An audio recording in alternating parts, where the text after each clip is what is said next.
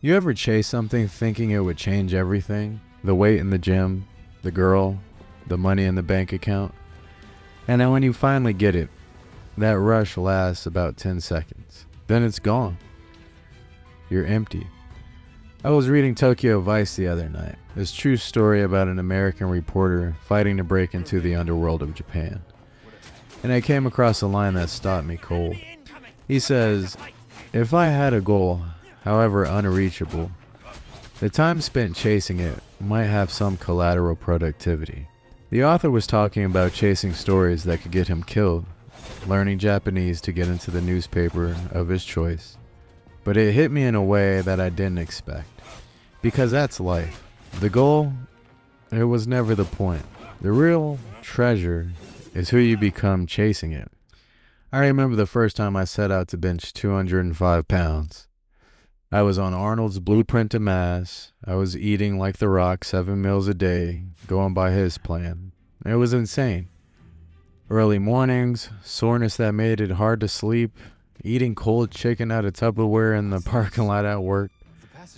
I lived like a madman, and looking back, those were the best days. But when I finally hit the 205, the thrill burned out in seconds. Same with dating. The rejections made me fearless. The awkward nights made me more confident. The win, though, that was just a receipt. My boy Musashi, the undefeated swordsman of Japan, would have understood. Over 60 duels, he never lost. But here's what people miss. Musashi didn't fight for fame. Half the time, his opponents had reputations bigger than his.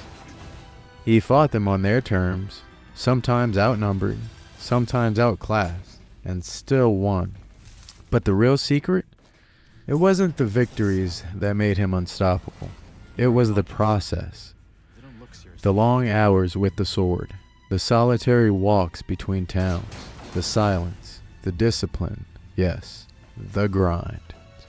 Musashi fell in love with the way itself. He didn't need a goal to keep moving. He was the movement. And that's where most of us break. We think the goal will change us. The weight on the bar, the girl saying yes, the money in the account. But after you win, there's just you. The same you. Unless you fell in love with the work that got you there. So how do you live this way? How do you stop chasing empty victories and start walking in the way? Musashi would tell you it begins here. You want to pick your battles worth fighting. Not every goal deserves your life. Chase the ones that demand everything from you, the ones that leave you stronger, even if you fail. You want to train like there is no finish line. Your craft, your body, your mind. These are the swords you carry. Sharpen them every day. Don't wait for motivation. Build the habits that carry you through the days when motivation dies. Then you're going to want to detach from the outcome. Fall in love with the swing, not the applause. The run, not the medal. The training, not the win. Because the moment you love the work itself, no victory can take that from you. And finally, keep walking.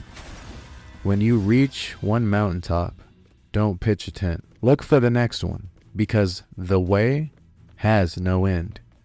And that's the point. The goal? That's just the bait. The real reward is who you become chasing it. Now, if you guys really like this and you learned something, go ahead and give me a subscribe and a like there. And until next time, it's your Red Struggler.